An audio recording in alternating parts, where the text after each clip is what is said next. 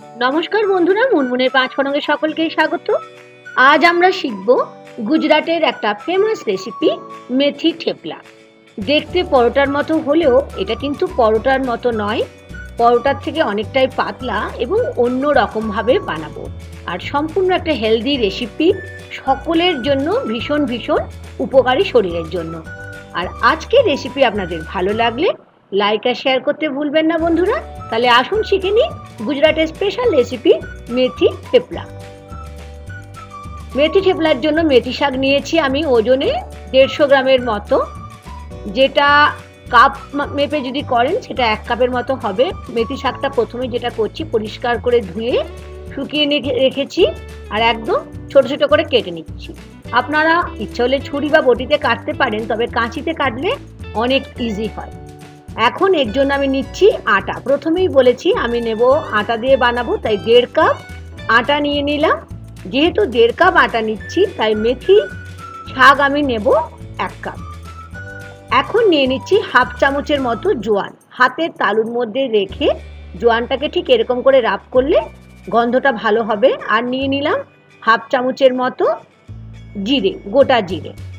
এখন নিয়ে নিচ্ছি স্বাদ অনুযায়ী লবণ। লবণটা একটু বেশির দিকে লাগবে, যেহেতু আমরা শাক দিয়ে আটাটাকে মাখবো। আর নিয়ে নিলাম Kashmiri red chilli powder half চামচ। এখন নিচ্ছি হলুদ 1/4 চামচ, আর তার সাথে নিয়ে নিচ্ছি কাঁচা লঙ্কা। কাঁচা লঙ্কা আমি এখানে একটা বড় সাইজের নিয়েছি বলে একটা নিয়েছি। আপনারা ইচ্ছে মতো আপনাদের স্বাদ অনুযায়ী কাঁচা লঙ্কা নেবেন। তবে যদি বাচ্চাদের দেন তাহলে পরিমাণে কমও দিতে পারে। তবে মেথির সঙ্গে কাঁচা লঙ্কাটার ফ্লেভারটা খুব ভালো লাগবে, ওই জন্য অল্প ঝাল যাতে হয়। কাঁচা লঙ্কাটা দেখলেন কাঁচি করে কি সুন্দর ছোট ছোট করে কেটে নিলাম। আর নিয়ে নিচ্ছি বড় চামচের 2 থেকে 3 চামচ সাদা তেল। এখন এই তেল আর সমস্ত যে পাউডার মশলাগুলো নিয়েছি সেইগুলোর সাথে মেথি শাক দিয়ে আমি এখন ভালো করে একটা ডো বানাবো। তার আগে দেখে নিন, আমি দেখিয়ে দিচ্ছি মেথি শাকটা যেটা আমি কেটে রেখেছিলাম এটা কিন্তু কাপ মেপে 1 কাপই হয়েছে। তার মানে 1.5 কাপ আটা দিয়েছি বলে আমি 1 কাপের মতো নিয়েছি মেথি শাক। আটার পরিমাণ বাড়ালে মেথি শাকটাও কিন্তু আপনাদের সেই পরিমাণে নিতে হবে। বেশ ভালো করে ইনগ্রিডিয়েন্টসগুলোকে খুব ভালো করে আটার সাথে দেখুন ঠিক এরকম ভাবে মিশিয়ে নিতে হবে। আর এখন নিয়েছি হাফ কাপের মতো টক দই। দইটা অবশ্যই লাগবে বন্ধুরা। আর দই কিন্তু বাড়িতে পাতাও নিতে পারেন কিংবা দোকানেরও দই নিতে পারেন, তবে টক দই ব্যবহার করতে হবে, যেটা আমি আগে থেকে রুম টেম্পারেচারে রেখে দিচ্ছিলাম। এখন দই দিয়ে সমস্ত ইনগ্রেডিয়েন্টসের সাথে আটাটাকে বেশ ভালো করে প্রথমে মিশিয়ে নিতে হবে। প্রথমে কিন্তু জল দেবেন না। আর এই মেথি থেপলাটায় কিন্তু জলের পরিমাণ খুবই কম লাগবে। আমি জল নিয়েছি এখানে হাফ কাপের মতো, তবে আমার হাফ কাপ জল লাগবে না, খুব অল্প জল দিয়ে দেখুন ঠিক এরকম ভাবে আমি একটা শক্ত, যেমন আমরা পরোটা বানাই রুটির থেকে মানে একটু শক্ত ডোটা বানিয়ে নিতে হবে। ওপর থেকে দিয়ে দিলাম আবার 1 চামচ তেল। তেল দিয়ে আর একবার বেশ ভালো করে আমি এটাকে মেখে নিচ্ছি। মেথি থেপলা গুজরাটের একটা ভীষণ ভীষণ ফেভারিট ডিশ। এটা আধ ঘন্টার জন্য আমি ঢাকা দিয়ে রেখে দিচ্ছি। আধ ঘন্টা পরে আমি ফেরত এলাম। আমাদের তো ডো রেডি হয়ে গেছে, তবে ডোটা আর একবার আমি একটু হাত দিয়ে মেখে নিচ্ছি। এই রেসিপিটা এতটাই স্বাস্থ্যকর, যে কোনো মানে বাচ্চাদের থেকে বয়স্ক লোক, যে কোনো লোকদের জন্য ভীষণই ভালো। আপনারা যদি ধরুন ট্রাভেল করছেন, আগের দিন এটাকে বানিয়ে রাখতে পারেন একটুখানি আচারের সাথে বা যে কোনো সসের সাথে আপনারা এটা কিন্তু খেতে পারেন। দেখলেন ঠিক এরকম করে বড় বড় করে আমি লেচি কেটে নিলাম। আমার 1.5 কাপ আটা থেকে 8টার মতো লেচি তৈরি হয়েছে।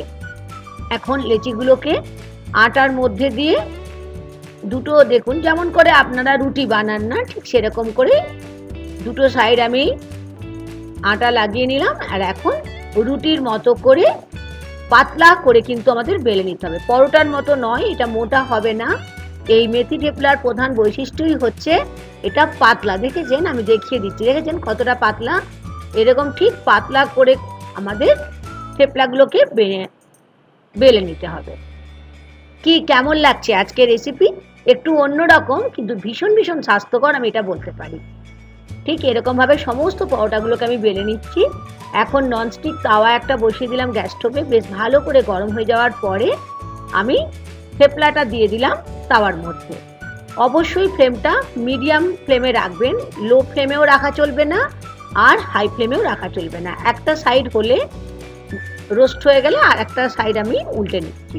দেখতে পাচ্ছেন ব্রাউন কালারের স্পট দেখা গেছে, মানে আমাদের জিনিসটা কুক হয়ে গেছে। এখন কি করতে হবে? এখন সাদা তেল ওপর থেকে ভালো করে দিয়ে দুটো সাইড ব্রাউন কালার করে আমরা ভেজে নেব। একটা সাইড যেই হয়ে যাবে আবার একটা সাইড দেখুন ঠিক এরকমভাবে উল্টে নিচ্ছি, আর উল্টে নিয়ে আবার দিয়ে দিচ্ছি 1 চামচের মতো কি 1.5 চামচের মতো তেল। তেল কিন্তু একদমই বেশি লাগে না, আর এটা হেলদি। তার কারণ হচ্ছে আমরা এখানে কোনো ঘিও ব্যবহার করছি না বা বাটারও ব্যবহার করছি না। সেই জন্যই প্রথমেই বলেছি আজ আমরা শিখে নেব মেথি থেপলা সম্পূর্ণ স্বাস্থ্যকরভাবে। একটু চেপে চেপে দিলে জিনিসটা খুব ভালো ভাজা হয়। এরকমভাবে হয়ে গেল, আমি প্লেটে তুলে রাখলাম। তারপরে আবার একটা দিয়ে দিলাম তাওয়ার মধ্যে। একটা দিক হয়ে গেলে আবার আর একটা দিক আমাদের উল্টে নিতে হবে। যখন দেখবেন ব্রাউন কালারের স্পট দেখা গেছে, মানে ওটা তৈরি হয়ে গেছে, তখন আর একটা সাইড আমি ঠিক এরকমভাবে ঘুরিয়ে দিলাম। তৈরি হয়ে গেল গুজরাটের স্পেশাল একটা রেসিপি মেথি থেপলা, যেটা ভীষণ ভীষণ টেস্টি আর সকলের জন্যই একটা হেলদি রেসিপি। আপনারা ব্রেকফাস্ট কিংবা ডিনার কিংবা লাঞ্চের জন্য নিতে পারেন, বানিয়ে নিতে পারেন। সঙ্গে আমি পরিবেশন করছি টক দই আর ধনেপাতার চাটনি দিয়ে। এই ধনেপাতার চাটনি রেসিপি আমার ডেসক্রিপশন বক্সে দেওয়া থাকবে, বন্ধুরা অবশ্যই দেখে নেবেন। আমি খেয়ে দেখছি কেমন টেস্ট হয়েছে। অনুরোধ থাকলো একবার আমার মতো বানিয়ে নেবেন। ভালো লাগলে লাইক আর শেয়ার করতে ভুলবেন না। নতুন বন্ধু হলে সাবস্ক্রাইব করে নেওয়ার অনুরোধ থাকলো আমার চ্যানেলটিকে। ধন্যবাদ।